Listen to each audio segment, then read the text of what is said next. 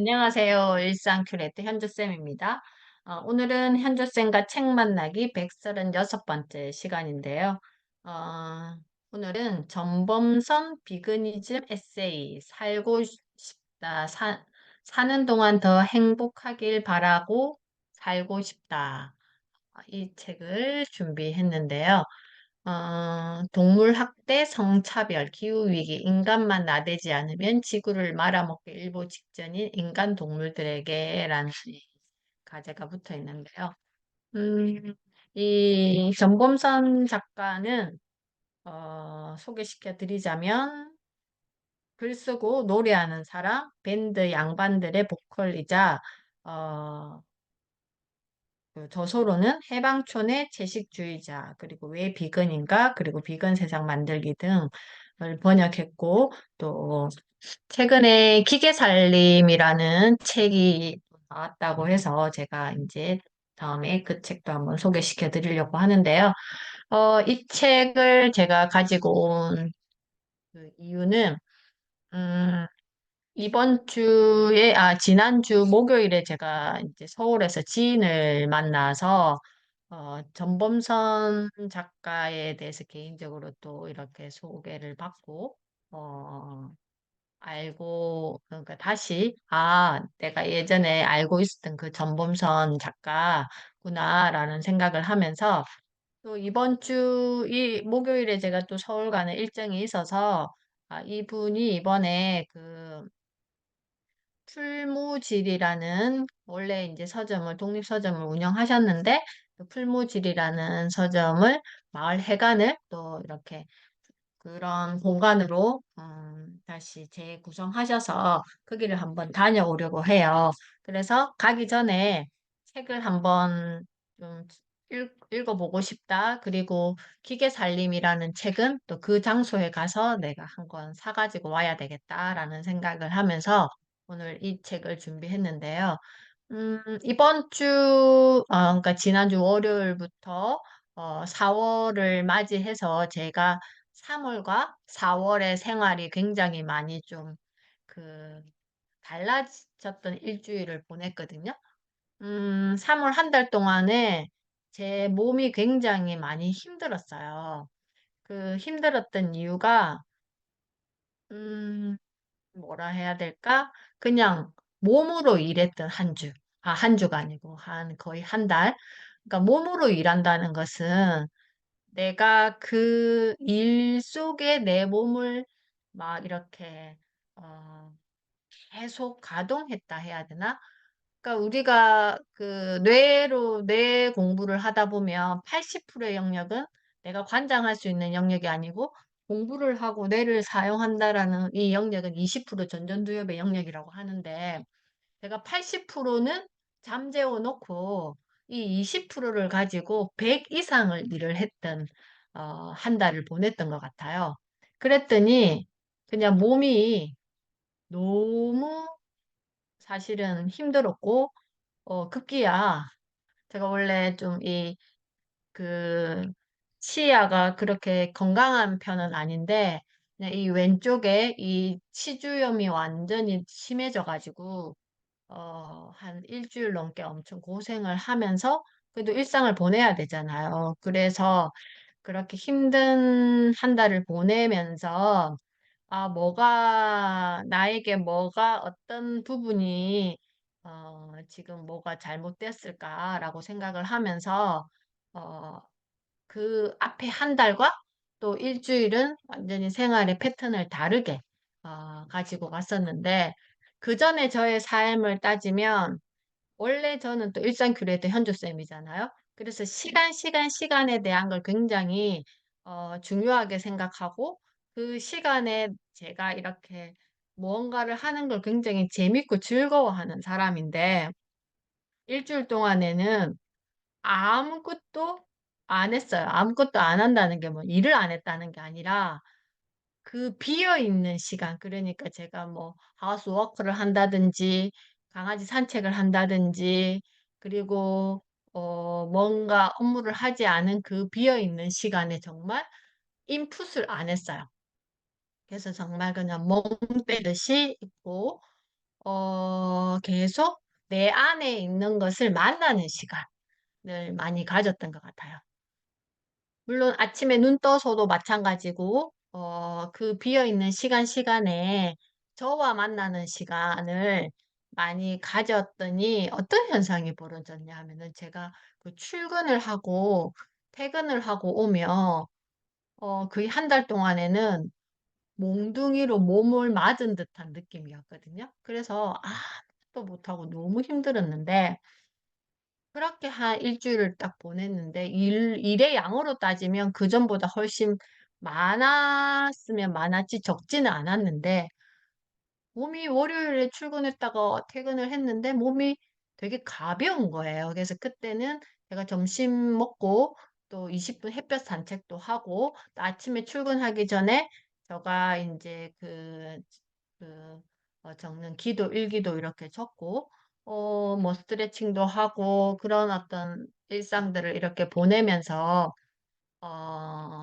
좀 중간중간에 좀 멍 때리는 시간도 좀 가지면서 내 안의 에너지를 가지고 와서 또 이렇게 그걸로 또 일을 이렇게 한다든지 그전에는 막 뭔가 인풋 해 가지고 거기에서 막 짜집게 해 가지고 뭔가 일을 했다면 이 일 주일 동안에는 인풋을 더 이상 하지 않고 기존에 잠재적으로 제가 가지고 있는 것들을 하나하나 끄집어 내어서 이렇게 생활을 하다 보니까 되게 몸이 가벼워지면서 오히려 더 어 집중된 일주일을 보냈던 것 같아요.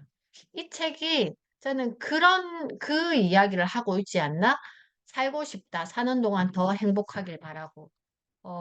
이 챕터 중에서 제가 오늘 소개시켜 드리고 싶은 챕터는 사이보그 동물로 살아가는 법이라고 하면서 이제 우리가 항상 족쇄로 생각하는 이 스마트폰이 없으면 어때요? 저도 이 스마트폰으로 모든 일을 거의 다 하는 편인데요.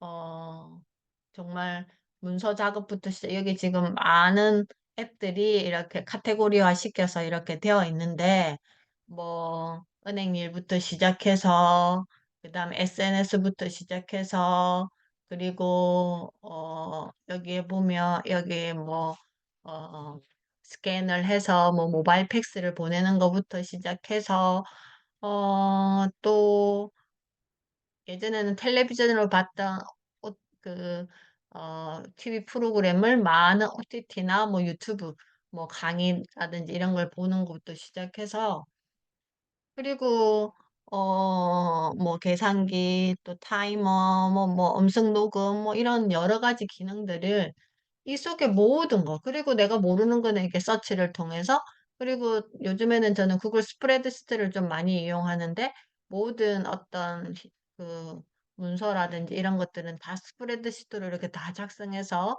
업무를 협업하기도 하고 아무튼 여기 안에서 모든 것들을 하고 그래서 저는 사이보그 동물로 살아가는 법 이 주제가 되게 끌렸는데요. 이 책에서는 그래서 "계속 그렇게 살아갈 거야?" 아 라는 이야기를 전범선 작가의 개인적인 이야기를 이렇게 하면서 자기의 어 일상을 공유하면서 어떤 말을 했냐면은 테크노 비거니즘 선언문이라는 사이보그 동물을 위한 5가지 계명 테크노 비거니즘 선언문에서 이렇게 적혀 있는데 이게 되게 흥미로웠어요. 왜냐하면 제가 일 주일 전 3월 한 달의 저의 생활과 그리고 일 주일 동안은 어떻게 보면 저 스스로 '테크노 비거니즘을 했다.'라고 생각을 하거든요. 그래서 여기 테크노 비거니즘 사이보그 동물을 위한 5가지 계명에서 첫째 어 그러니까 테크노 비거니즘은 앞으로 인간이 존재하는 방식을 제한한다. 그래서 첫째, 인간은 사이보그 동물이다. 테크노 비거니즘은 인간과 기계의 경계, 인간과 동물의 경계를 무너뜨린다. 근대 기계 문명은 라 메트리의 인간 기계론 이후 유물론적인 인간관을 인간론을 견지했다. 인간의 작동 원리를 철저히 물리적인 인과관계의 결과라고 단정하고 그 법칙을 이해하는 데 총력을 기울였다. 바야흐로 인공지능 시대가 도래하면서 인간은 스스로 기계임을 입증했다. 지구상 지능의 총량 중 인간이 차지하는 비율은 급격히 줄고 있다. 초인공지능이 등장하는 기술적 특이점과 기후 생태 위기의 임계점은 겹치리라 예상된다. 특이점이 다다랐을 때 인공지능은 창조주의 인간의 동물성을 주목할 것이다. 인간과 인공지능을 구분짓는 것은 전자의 너무나도 영장류다운 육체다. 서로 다툰다면 인간이 수세에 몰릴 것이다. 노예로 만든 피조물이 주인을 다스릴 수 있다. 테크노 비그니즘은 인간에 대한 기계의 압제를 경계하는 한편 동물에 대한 인간의 압제를 비판한다. 인간이 동물과 기계를 대하는 방식은 곧 자신을 대하는 방식이다. 함부로 다루고 부수고 버리면 결국 인류도 자멸한다. 사이보그 동물인 인간은 기계와 동물을 자신과 평등한 존재로 대우해야 한다. 신인류에게 걸맞는 대물윤리, 생명윤리가 필요하다. 그것이 바로 테크노 비그니즘이다. 라고 했고요. 두 번째 선언은요. 모든 동물은 인간의 친척이다. 다윈 이후 자명한 과학적 사실이다. 지구촌 묵생명은 공통조상에서 파생되었다. 원핵생물, 진핵생물, 원생생물, 식물, 균은 동식물의 조상에 가깝다. 인간은 친척을 친척답게 대해야 한다. 조상 모시듯 생물을 공경하라. 동식물과 균을 먹고 쓰기 위해 죽이지 말라. 식물과 균의 과실만 먹고도 인간은 생명을 건강하고 풍요롭게 유지할 수 있다. 불살생, 아힘사, 비그니즘이 도다라고 했습니다. 제가 모든 생물이 인간의 친척이다. 이 여기에서 제가 어제 그 챗GPT한테 질문을 했던 게 있는데요. 어, 금요일에 제가 그 강아지 산책을 항상 그 공원에 산길을 간단 말이에요. 근데 지금 겨울이 끝나고 봄이 되었잖아요. 저는 이제 그런 일반적인 상식이 잘 없어가지고 그냥 당연히 갔듯이 그 장소를 갔는데 그날은 저희 개가 그 좀 숲 안쪽으로 들어갔어요. 이제 그렇게 하고 제가 그 출근을 해서 집에 와서 항상 이렇게 강아지를 만지잖아요. 그랬더니 여기 얼굴 요쪽이 옆에 뭐가 이렇게 점처럼 까만 색깔이 흙처럼 이렇게 나 있는 거예요. 이렇게 떼도 이렇게 떨어지지가 않고 그래서 탁 떼면 혹시나 나도 모르게 얘가 이렇게 뭔가 생겼나? 피부 뭐가 종이 생겼나라고 이렇게 생각을 했는데 자세히 보니까 뭐 발이 있는 것 같은 거예요. 그래서 알고 보니까 그게 진드기였어요. 숲에서 봄에 그 숲으로 데리고 가면 안 된대요. 제가 그걸 몰랐던 거죠. 그래서 진드기가 원래 그렇게 크지 않은데 하루 종일 얘 피를 빨아먹어 가지고 얘가 이렇게 퉁퉁 불어 가지고 이렇게 커져 있었던 거예요. 그래서 제가 탁 뽑았더니 이렇게 빠졌어요. 그래서 화장지로 이렇게 꽉 했더니 피가 뽕 나오는 거예요. 그래서 너무 막 놀라 가지고 정말 깜짝 놀랐어요, 제가. 그걸 처음 봤거든요, 진드기를. 그렇게 이렇게 된 거를. 그래서 어제 챗GPT한테 물어봤어요. 그러니까 내가 혐오하는 진드기가 그 생명체로 인류의 이 세상에 나온 이유가 있을 거잖아요. 그랬더니 인간은 그렇게 생각하지만 이 진드기는 그 전체 생명을 구성하는 데 필요한 존재다라고 첫째, 둘째, 셋째, 넷째, 다섯째 이렇게 되어 있는 거예요. 그래서 바로 이 말이 그 말인 것 같아요. 모든 생물은 인간의 친척이다. 근데 그러니까 인간의 입장에서 모기나 쥐나 뭐 이런 것도 유해하다라고 하지만 또 전체의 환경에서 보면 그게 유해한 환경이 아니라 인간이 규정된 유해함이라고 생각을 하잖아요. 그래서 어제 인제 저랑 수업하는 친구 중에서 그 친구 중에서 한 친구가 뉴스 일기에 주제를 쓸모 있는 생명, 생명을 위한 쓸모 어떤 것이 더 맞는지라는 질문을 했어요. 되게 어려운 질문이었죠. 굉장히 철학적인 질문이고. 근데 여기에서 둘째, 모든 생물은 인간의 친척이다. 그 쓸모의 규정을 누가 정하느냐에 따라서 그럼 동물의 입장에서 쓸모를 규정했을 때 인간은 과연 쓸모 있는 생명인지?라고 또 질문해 볼 수 있겠죠. 그래서 모든 생물은 인간의 친척이다를 생각해야 된다. 셋째, 모든 기계는 인간의 창조물이다. 자식처럼 대하라. 인간이 자연의 일부라면 인간이 만든 기계도 자연의 일부다. 인공지능이 감정을 느끼는 순간 로봇은 본질과 순간 로봇은 동물과 본질적으로 다를 바 없다. 기계를 소모품 같은 노예로 만든다면 우리는 프랑켄슈타인의 괴물들로 둘러싸일 것이다. 기계도 생물처럼 아껴야 한다. 둘 다 결국 우주의 에너지로 움직이는 피조물이다. 지능과 감정이 있는 기계를 만든다면 죽이지 말라. 인류는 여태껏 아름다운 생명들과 공진화했다. 자연의 크나큰 은혜다. 앞으로 어떤 기계들과 공생할지는 절대적으로 창조주인 우리에게 달렸다. 딸, 아들 키우듯 애지중지 기계를 관리하자. 그래서 제가 오늘 세차를 했거든요. 그, 아빠하고 나하고라는 TV 프로그램을 제가 즐겨 보는데, 거기에 강주원 씨 아버지께서 딸의 차를 세차해주는 장면이 나오는데, 어, 우리는 보통 세차하면 외부 세차, 내부 세차 이렇게 생각하는데 그분이 차 그 앞에 그 본넷을 딱 열어서 그 엔진을 다 닦으시는 거예요. 그래서 이 세차를 할 때 엔진을 잘 닦아줘야지 차가 수명이 오래 간다라고 말씀을 하시는 거예요. 저는 한 번도 세차를 하면서 그 본넷을 열어서 엔진을 닦을 거라고 생각을 안 했거든요. 아, 맞구나. 내가 눈에 보이는 것만 깨끗하게 하고 있었구나라는 생각을 하면서 제가 오늘 세차를 할 때 본넷을 열어서 처음 제가 본넷을 열 일이 별로 없잖아요. 워시액도 제가 잘 한 번도 안 넣어봤거든요.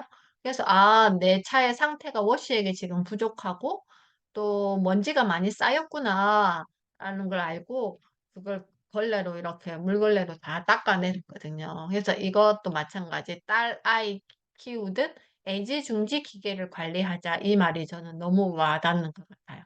넷째, 정신적 욕망은 가상세계에서 최대한 해소하라. 지구는 80억 인구를 지탱할 자원이 없다. 인간의 자아 실현, 자존감, 소속감에 대한 욕구를 지금처럼 충족시키려면 지구가 두 개라도 부족하다. 생존을 위해 필수적이지 않은 행위는 가상세계로 옮겨라. 이미 코로나로 인해 조금씩 체험하고 있다. 곧 직장 생활에서부터 문화, 예술까지 전부 집에서 가상으로 영위할 수 있다. 건설, 제조, 교통을 위한 자연 파괴를 중단하자. 대신 가상 세계에서 무한히 짓고 만들고 움직이자. 기계가 생명을 죽이지 않고 살리는 시대가 온다. 사이보그 동물의 정신은 가상 세계에서 무궁무진하게 확장될 것이다. 그런 욕구를 충족시키라라는 거죠. 어디에서?